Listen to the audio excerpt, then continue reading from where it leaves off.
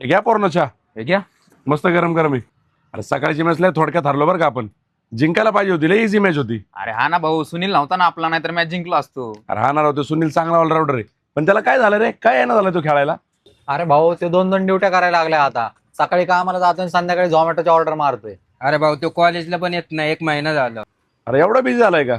अरे पण तो इथं कंपनीत कामाला येतो वरती पलीकडे. अरे हा भाऊ, इथंच मागच आहे के इंडस्ट्री मध्ये कामाला. अरे भाऊ, 5:30 वाजले की झालंय त्या टाइम. आता जाईलच बा, इथनं जाईल आणि परत झोमॅटो कामाला जाईल बा आता. ए आला बघ किरण, सुनील आला बघ. ए सुनील इकडे. यार नाही भाऊ, मला ये, जायचंय ये, जरा. 2 मिनिटं ये इकडे. कामाला जायचं रे इकडे. परत पुढं.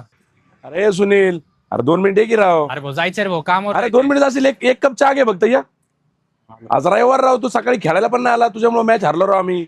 अरे नाही भाऊ, रविवारची पण सुट्टी कॅन्सल केली मी. आता मी रोज कामाला जातोय. अरे बास की दादा, किती छापतो आता. बस इथं बस. एक दादाला चहा दे रे. अरे कुठं छापतोय राव, सध्या लय परिस्थिती वाईट आहे. काय सांगू तुला. अरे सुनील, काय प्रॉब्लेम झालाय का? नाराज दिसतोय. ड्रायव्हरचं पण कामाला जातोय. अरे काय ना रे पोरांनो, तुम्हाला तर माहितच आहे. आता वडील पण वारले, थोडी घरची परिस्थिती पण जरा खराब झाली. आणि वडिलांनी काय झालं की वडिलांनी पण थोडंफार कर्ज काढलं होतं बाहेर. तर ते कर्जवाले पण जरा त्रास द्यायला लागले. आणि घरात कमवणारा पण मी एकटाच आहे. आई पण आजारी असते कधी कधी, त्यामुळे मला करावं लागतात काम जरा. अरे ऐक ना सुनील, वडिलांनंतर आहे ना, तू घरची जबाबदारी स्वतःच्या खांद्यावर घेतली. लय भारी वाटलं यार मित्र मला. पण ऐक ना, अजून एक गोष्ट लक्षात ठेव, या जबाबदाऱ्या आयुष्यभर कधीच संपणार नाहीत. आयुष्यभर आपल्या जबाबदाऱ्या वाढतच जाणार आहेत. आणि कसं माहिती का, जबाबदाऱ्या सांभाळता सांभाळता या बाकीच्या पण गोष्टींचा ताळमेळ आपल्याला लावता आला पाहिजे. नाही भाऊ, तुम्ही बरोबर म्हणताय, पण आता मित्र काय करू, मी पण एकटा पडलो, मला डोकं चालत नाही. अरे सुनील, टेन्शन कोणाला नसतं, टेन्शन सगळ्यांना आहे आजकाल. पण असं खचून जाऊ नको भाऊ, तुझ्यासोबत आम्ही आहे ना.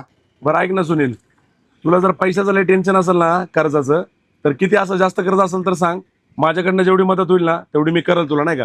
नको भाऊ, पैशाची मदत नकोय मला, पण तुम्ही जे बोलले ना तेच माझ्यासाठी लय मोठी गोष्ट आहे. माझे एवढे नातेवाईक आहेत ना, पण वडील गेल्यापासून मला आतापर्यंत कोणी विचारलं पण नाही ना, कोणी साथ पण नाही दिली. तुम्ही माझे मित्र असून पण तुम्ही माझा एवढा विचार करताय, मला एवढा आदर देताय.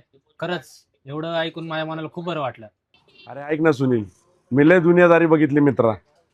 तुझे किती नातेवाईक असू दे, पण जेव्हा तुझ्यावर वाईट वेळ येते ना, तेव्हा कुठलाच नातेवाईक आहे ना तुझ्या पाठीमागे उभा राहत नाही. नाही भाऊ, आज ऐकून खरंच आज मन लय हलकं झालं. आणि हा, पुढच्या रविवारपासून मी रोज खेळायला येणार. आणि माझं कॉलेज पण ना मी कंटिन्यू ठेवणार. आणि एक सांगतो भाऊ, तुमच्यासारखी मित्र असली ना, मी या आयुष्यात कधीच नाही हरू शकणार. आत्ता कसं बोलला मित्रा.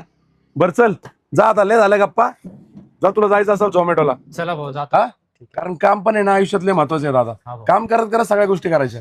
हा जा, हो भाऊ. ड्रायव्हर पासून खेळायला. हो भाऊ, हा, आणि कॉलेजला पण जा. ठीक आहे भाऊ. हा चल, हे चला.